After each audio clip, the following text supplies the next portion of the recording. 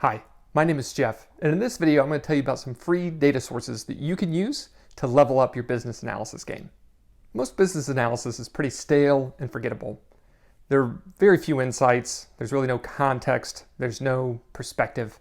It's really just putting a bunch of data inside of Excel or your tool of choice, creating some tables, maybe some charts, and pitching it over the fence at someone. What you can do to bring your business analysis to the next level is tell a story. And part of that story is built around context. These data sets that I'm going to tell you about will help you build the context around the analysis you're doing so that people can better understand what you're trying to say, why it matters to them, and what actions they should take as a result. For example, if you're studying big retailers like Walmart, you might want to know what the US macroeconomy is looking like. Or if you're studying a big airline, say like United, you might want to know about what U.S. air travel trends are looking like over the recent past and what they might be into the near future.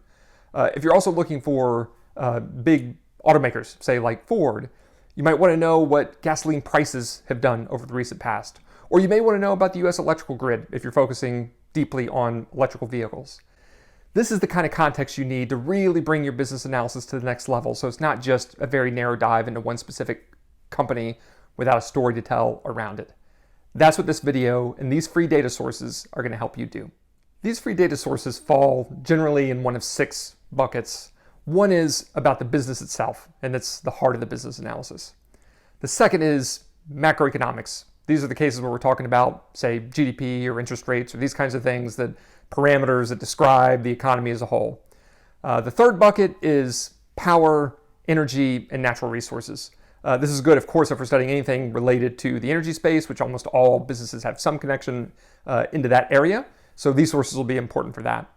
The fourth bucket is travel. Again, if we're studying airlines, if we're studying freight, if we're studying automakers, we may want to know about travel data. So we're going to talk about a few sources in that bucket. There's also agriculture. Anything having to do with food production, food delivery, will rely to some extent on some agricultural context.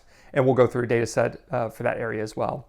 And then finally, there's health. So anything that we want to study around the medical space, personal care, pharmaceuticals, having some kind of health context around that will help you tell the story there. We'll go through some free data sources in that domain.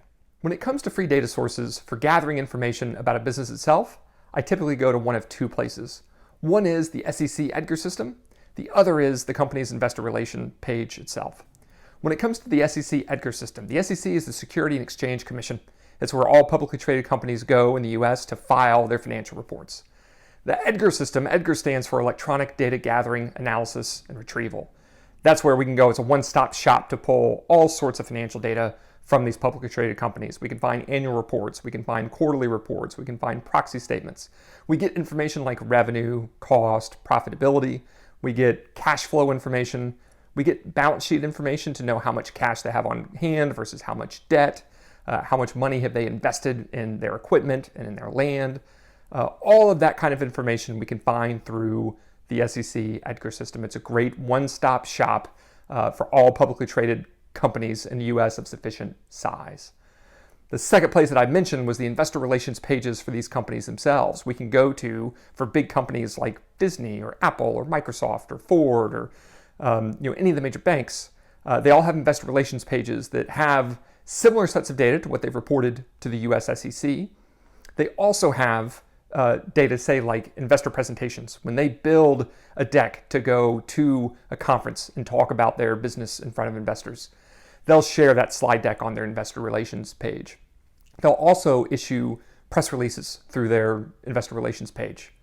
In that area, we can learn, say, about new capital spending projects and the status of projects that have already been announced. We can learn about major acquisitions that have been pursued but maybe are still in progress of being completed. All of that we can learn in different ways through the investor relations page than we might see through just the raw disclosures in the SEC Edgar System.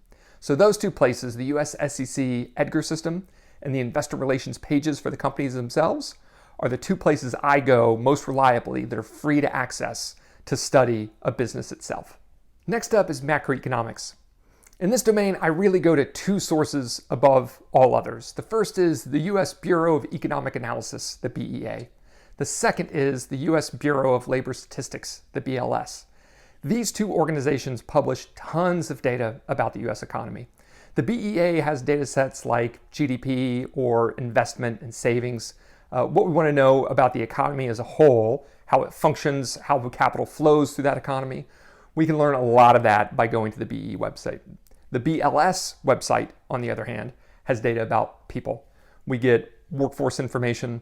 There's a nice survey called JOLTS, Job Openings and Labor Turnover, that tells us how many job openings are out there, how many folks have been hired, how many people have quit, how many people have separated from businesses that they used to work for. We can get great information about the employment landscape through the BLS. Those two data sources together give us great information about the US economy as a whole. That context can be used for any US publicly traded company. It's particularly helpful for, say, large retailers that are touching huge parts of the economy that are diversified geographically, that are diversified from their consumer base.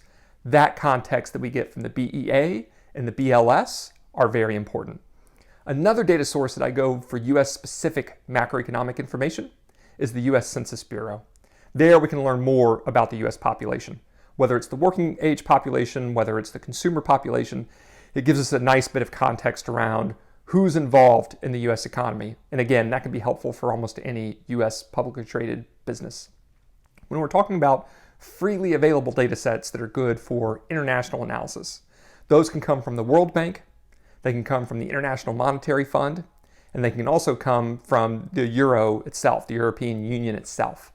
We can get great information about the size of these economies, the size of these labor forces, again, capital flows within and between these economies, what trade looks like. We get all that great information in different ways from each of those three organizations. So whether it's the US itself or we're looking internationally, there's an abundance of free data we can use to supplement the analysis we're doing about any publicly traded business. The third bucket of these free data sources I call power, energy, and natural resources. The dominant source that I go to here for these kinds of questions is the USEIA, the United States Energy Information Administration.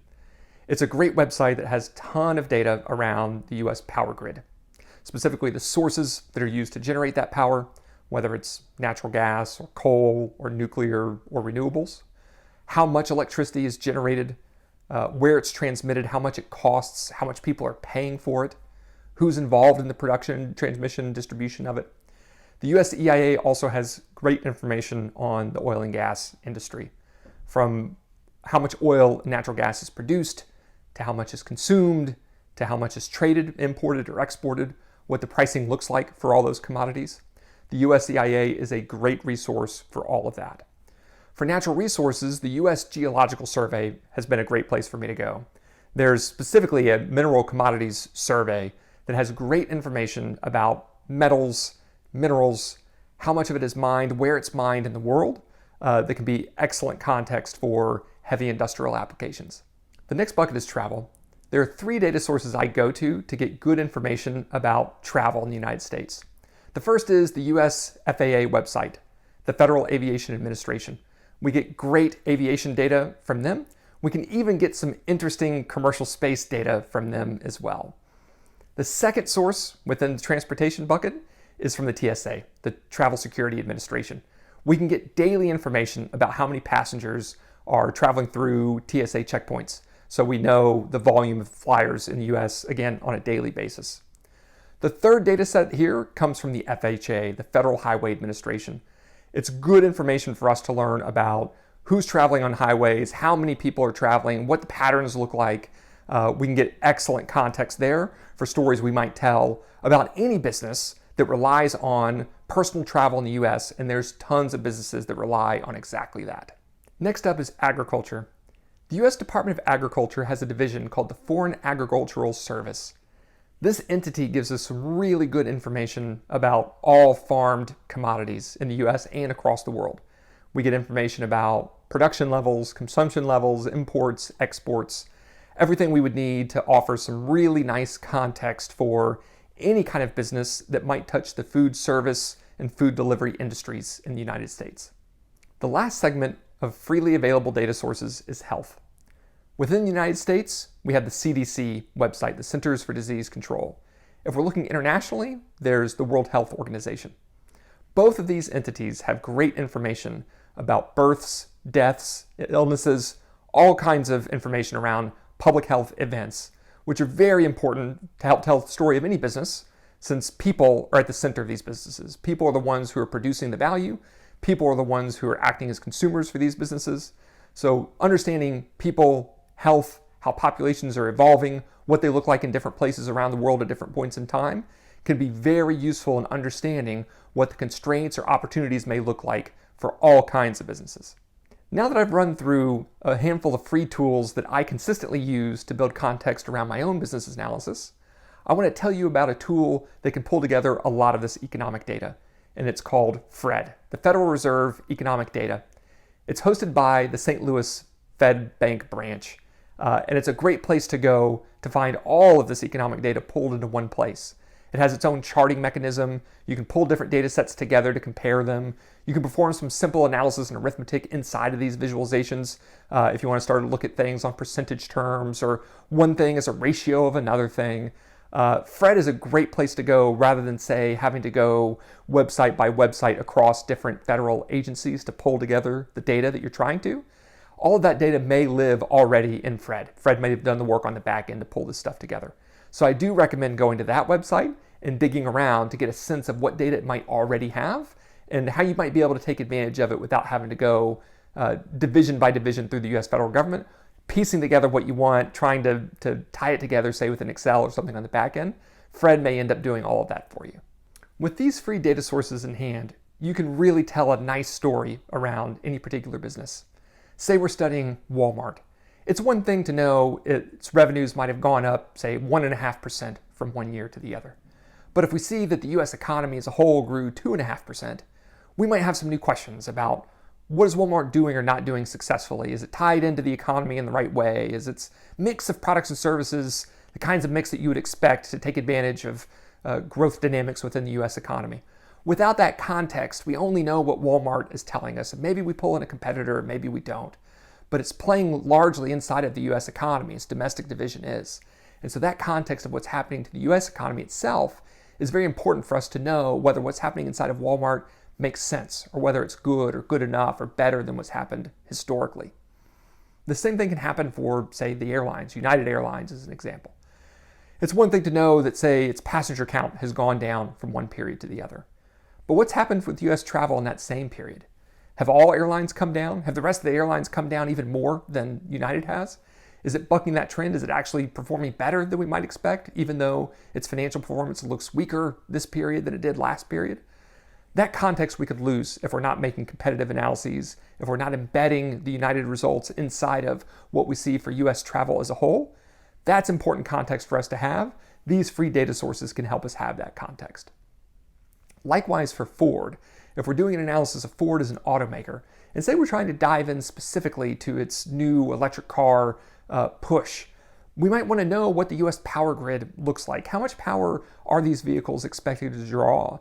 Is there enough capacity built in already for a mass uptake of electric vehicles in the United States? If there's not, where might we see the first areas of tension emerge as the US economy draws more heavily for power in terms of fueling electric vehicles that are going to be purchased in mass in the coming years? Again, that context is important for us to know. Ford itself will get one part of that story in terms of their manufacturing capacity, their financial implications of where they're trying to invest, what they expect to get on the back side of that. But for us to know about the US economy as a whole, the power grid, what's in place to serve and fuel these vehicles in people's homes, that context will be important for us to tell the whole story. We won't get that by just diving into Ford's financial statements. If you liked this video, please click the like button and please click subscribe and the little bell icon next to it. I'm looking for ways to reach as many potential business analysts out there and help teach a lot of the things that I've learned over my decade plus in data-driven pricing, profitability, and market intelligence. So I'd really appreciate it if you click the like, click the subscribe, and I'll see you next time.